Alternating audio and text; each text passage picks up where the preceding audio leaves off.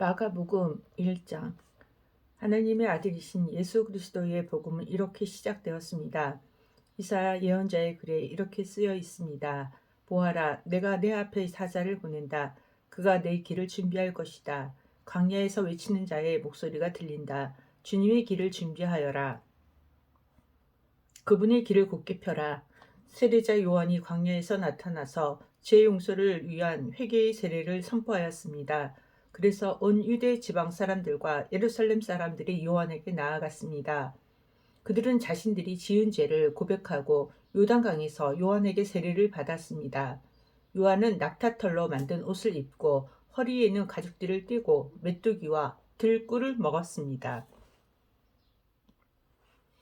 요한은 낙타털로 만든 옷을 입고 허리에는 가죽띠를 띠고 메뚜기와 들꿀을 먹었습니다. 요한은 사람들에게 이렇게 선포하였습니다. 나보다 더 강하신 분이 내 뒤에 오신다. 나는 그분 앞에 끌어앉아 그분의 신발끈을 풀기에도 부족하다. 나는 너희에게 물로 세례를 주지만 그분은 너희에게 성령으로 세례를 베푸실 것이다. 그때 예수님께서 갈릴리에 있는 나사렛 마을에서 요단강으로 오셔서 요한에게 세례를 받으셨습니다. 예수님께서 물에서 나오실 때 하늘이 열리는 것을 보셨습니다. 그리고 성령님께서 비둘기처럼 자신에게 내려오는 것을 보셨습니다. 하늘에서 너는 내 사랑하는 아들이다. 내가 너로 말미암아 매우 기쁘다라고 말하는 소리가 들렸습니다. 곧 성령님께서는 예수님을 광야로 내보내셨습니다. 예수님께서는 40일 동안 광야에서 사탄에게 시험을 받으셨습니다. 그때 들짐승들과 함께 계셨는데 천사들이 와서 예수님을 돌보아 드렸습니다. 요한이 감옥에 갇힌 뒤 예수님께서는 갈릴리로 가셔서 하나님의 복음을 전하셨습니다. 예수님께서는 때가 되었다. 하나님 나라가 가까이 왔다. 회개하고 복음을 믿어라 하고 말씀하셨습니다. 예수님께서 갈릴리 호숫가를 지나시다가 시몬과 그의 동생 안드레를 보셨습니다. 그들은 어부였는데 호수에 그물을 던지고 있었습니다. 예수님께서 나를 따르라. 내가 너희를 사람을 낚는 어부로 삼겠다 하고 말씀하셨습니다. 그러자 시몬과 안드레는 얼른 그물을 놔두고 예수님을 따랐습니다. 예수님께서 조금 더 가시다가 세베데의 아들 야고보와 그의 동생 요한을 보셨습니다. 그들은 배에서 그물을 깁고 있었습니다. 예수님께서 그들을 부르시자 그들은 아버지 세베대와 일꾼들을 배에 남겨두고 예수님을 따라 나섰습니다. 예수님과 제자들이 가버나움으로 가셨습니다. 안식일에 예수님께서 회당을 들어가셔서 가르치기 시작하셨습니다. 거기에 있는 사람들이 예수님의 가르침을 듣고 놀랐습니다. 그것은 율법 학자들과는 달리 예수님께서는 권위 있는 분처럼 가르치셨기 때문입니다. 회당에 더러운 귀신들이 들린 사람이 있었습니다. 그가 소리쳤습니다. 나사렛 예수여, 당신과 우리들이 무슨 상관이 있습니까? 우리를 없애려고 오셨습니까? 나는 당신이 누군지 압니다. 바로 하나님께서 보내신 거룩한 분입니다. 예수님께서 조용히 하고 그 사람에게서 나가거라 하시며 그를 꾸짖었습니다. 그 더러운 귀신이 그 사람에게 발작을 일으켰습니다. 그리고 그 큰 소리를 지르면서 그 사람에게서 나왔습니다.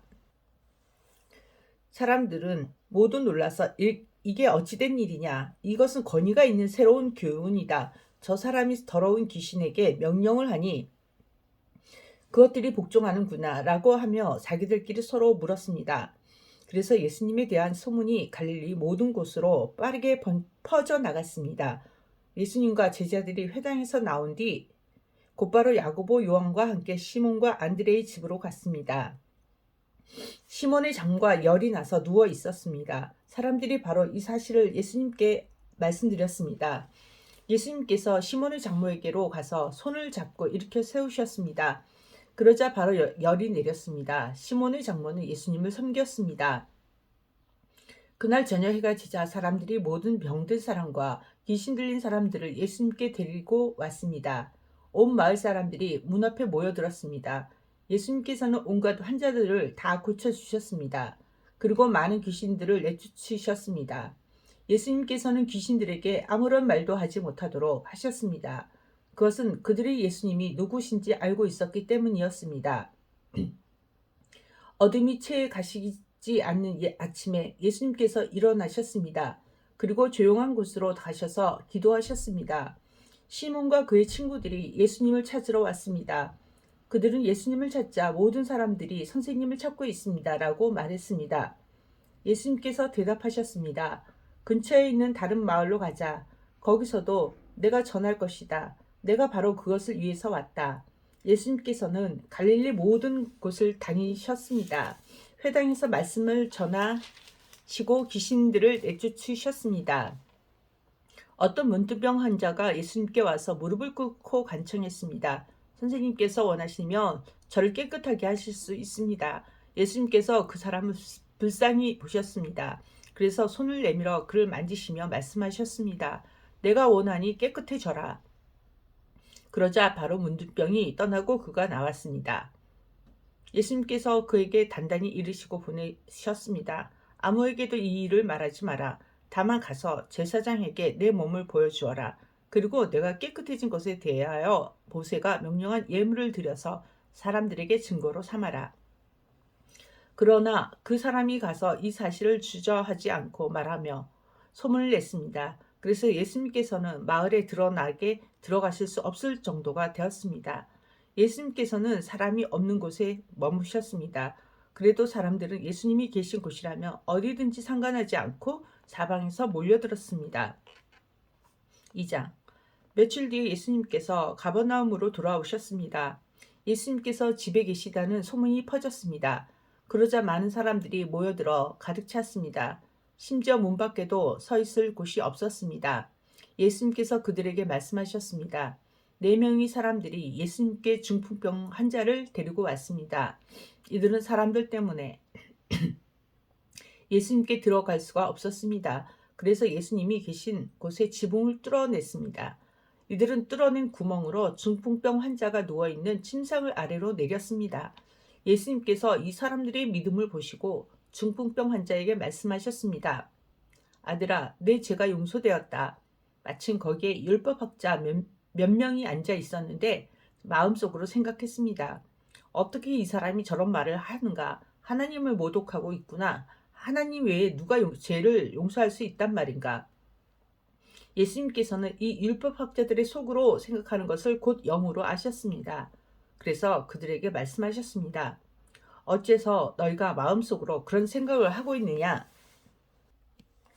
이 중풍병 환자에게 내 죄가 용서되었다 라고 말하는 것과 일어나서 침상을 가지고 걸어라 하고 말하는 것 중에 어느 것이 더 쉽겠느냐? 그러자 인자가 세상에서 죄를 용서할 수 있는 권세가 있다는 것을 너희에게 보여주려고 그랬다. 예수님께서 중풍병 환자에게 말씀하셨습니다. 내가 네게 말한다. 일어나 침상을 가지고 집으로 가거라. 중풍병자는 일어나 침상을 들고 모든 사람이 보는 앞에서 걸어나갔습니다. 사람들이 놀라서 하나님께 찬송을 드렸으며 우리는 이와 같은 일을 본 적이 없다라고 말하였습니다. 예수님께서 다시 호수로 가셨습니다. 많은 사람들이 예수님께 나왔고 예수님께서는 그들을 가르치셨습니다. 예수님께서 호숫가를 걸으시다가 알페오의 아들 레이가 세관에 앉아 있는 것을 보셨습니다. 예수님께서 그에게 말씀하셨습니다. 나를 따라오너라. 그러자 레이는 일어나서 예수님을 따랐습니다. 예수님께서 레위의 집에서 식사를 하고 계실 때였습니다. 여러 세리들과 죄인들이 예수님과 그 제자들과 함께 식사를 하고 있었습니다. 왜냐하면 이런 사람들이 예수님을 많이 따랐기 때문입니다. 바리새파 율법학자들이 예수님께서 세리들과 죄인들과 함께 식사하시는 것을 보고 제자들에게 물었습니다. 어째서 너희 선생님은 세리와 죄인들과 먹고 마시느냐? 예수님께서 이 말을 들으시고 그들에게 말씀하셨습니다. 건강한 사람에게는 의사가 필요 없고 병든 사람에게 의사가 필요한 것이다. 나는 의로운 사람을 부르러 온 것이 아니고 죄인들을 부르러 왔다. 요한의 제자들과 바리새파 사람들은 금식을 하였습니다. 사람들이 와서 말했습니다. 요한의 제자들과 바리새파 사람의 제자들은 금식을 하는데 어째서 선생님의 제자들은 금식을 하지 않습니까? 예수님께서 대답하셨습니다. 신랑이 친구들이 신랑과 함께 있을 때 금식하지 않는다. 그렇지 않느냐? 신랑이 자기들과 함께 있는 한 그들은 금식하지 않는다. 그러나 신랑을 빼앗길 날이 올 것이고 그날에 금식을 하게 될 것이다. 그 누구도 낡은 옷에 새 천조각을 대고 깁지 않는다. 만일 그렇게 하면 새로 된 조각이 낡은 옷을 담겨 더욱 못쓰게 될 것이다. 또한 그 누구도 낡은 술부대에 새 술을 보관하지 않는다. 만일 그렇게 하면 술이 그 부대를 터뜨려 술과 함께 술부대가 다 못쓰게 될 것이다. 새 술은 새 부대에 넣어야 한다. 안식일에 예수님께서 밀밭 사이를 지나가실 때였습니다. 제자들이 길을 내면서 밀 이삭을 잘랐습니다. 바리새파 사람들이 예수님께 말했습니다. 보십시오. 어째서 선생님의 제자들은 안식일의 율법을 어깁니까? 예수님께서 대답하셨습니다. 다윗과 그 부하들이 배가 고파 먹을 것이 필요했을 때 다윗이 어떻게 했는지 읽어보지 않았는데 아비아달 대제사장 때에 다윗이 하나님의 집에 들어가서 하나님께 바친 빵을 먹었다. 이것은 제사장 외에는 먹을 수 없는 것이었다. 그러나 다윗은 그 빵을 자기와 함께 있던 사람들에게 주기까지 했다. 예수님께서 바리새파 사람들에게 말씀하셨습니다. 안식일은 사람을 위해 생긴 것이지 사람이 안식일을 위해 생긴 것이 아니다. 그러므로 인자가 안식일의 주인이다. 3장 예수님께서 회당에 들어가셨습니다. 거기에는 손이 오그라진 사람이 있었습니다. 사람들이 예수님을 고발하려고 예수님께서 안식일에 그 사람을 고쳐 주시는지 지켜보고 있었습니다. 예수님께서 손이 오그라진 사람에게 말씀하셨습니다. 일어나서 나오너라. 그리고 그들에게 물으셨습니다. 안식일에 좋은 일을 하는 것이 옳으냐? 나쁜 일을 하는 것이 옳은 것이냐? 사람의 생명을 살리는 것이 옳으냐? 죽이는 것이 옳으냐? 그러자 사람들이 아무 대답도 하지 못했습니다. 예수님께서 분노하시며 주위를 둘러보시고 사람들의 마음이 굳은 것을 아시고 슬퍼하셨습니다. 예수님께서 그 사람에게 말씀하셨습니다. 내 손을 펴 보아라. 그 사람이 손을 내밀자 그 손이 나았습니다. 바리새파 사람들이 거기를 떠나 헤롯 땅 사람들과 함께 예수님을 죽일 계획을 세웠습니다. 예수님께서 제자들과 함께 호수로 가셨습니다. 그러자 갈릴리에서 온 많은 사람들이 예수님을 따라왔습니다. 그리고 유대와 예루살렘과 이두메와 요단강 건너편 두로와 시돈 지방에서도 많은 사람들이 예수님이 행하신 일에 대한 소문을 듣고 찾아왔습니다. 예수님께서는 몰려드는 사람들이 너무 많아 제자들에게 배를 준비하라고 말씀하셨습니다. 예수님께서 많은 사람들을 고쳐주신 까닭에 병에 걸린 사람들이 예수님을 만지려고 밀려들었던 것입니다. 더러운 귀신들은 예수님을 보기만 하면 앞에 엎드려서 당신은 하나님의 아들이십니다. 라고 소리쳤습니다. 그러자 예수님께서는 귀신들이 예수님을 드러내지 못하도록 그들을 엄하게 꾸짖으셨습니다. 예수님께서 산 위에 올라가셔서 원하시는 몇몇 사람들을 부르셨습니다. 그러자 그들이 예수님께 올라왔습니다. 예수님께서 12사람을 세우시고 이들을 사도라고 부르셨습니다. 예수님께서는 그들과 함께 하시면서 그들로 하여금 나아가서 말씀을 전하게 하셨습니다.